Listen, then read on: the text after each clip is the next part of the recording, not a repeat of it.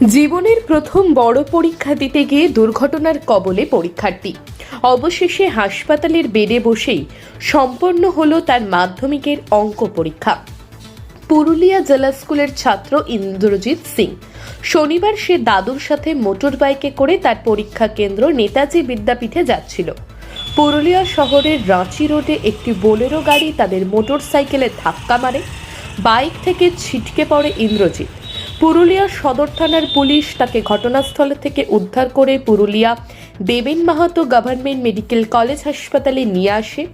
মাধ্যমিক পর্যবেক্ষক দলের ব্যবস্থাপনায় ৮ ঘন্টা দেরিতে তার পরীক্ষার ব্যবস্থা করা হয় হাসপাতালে। অঙ্ক পরীক্ষা নিরবিচ্ছিন্নভাবেই জেলায় হয়েছে।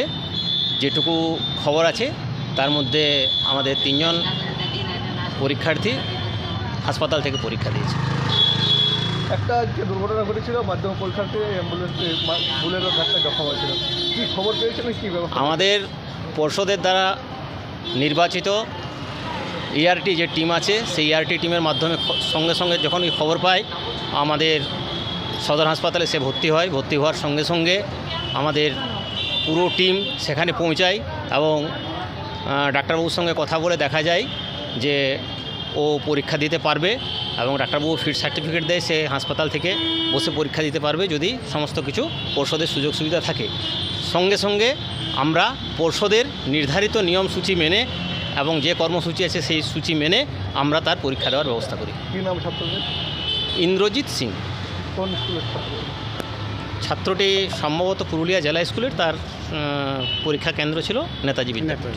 আপাতত ছাত্রের সাথে দেখা করলেন? ছাত্রর সাথে দেখা করলাম, সে বর্তমানে। এদিন ওই ছাত্রকে দেখতে হাসপাতালে পৌঁছান পুরুলিয়া জেলা পরিষদের সভাধিপতি নিবেদিতা মাহাতো।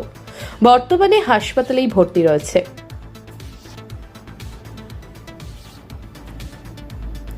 পুরুলিয়া থেকে বিশ্বজিৎ সিং সর্দারের রিপোর্ট, পুরুলিয়া মিরর।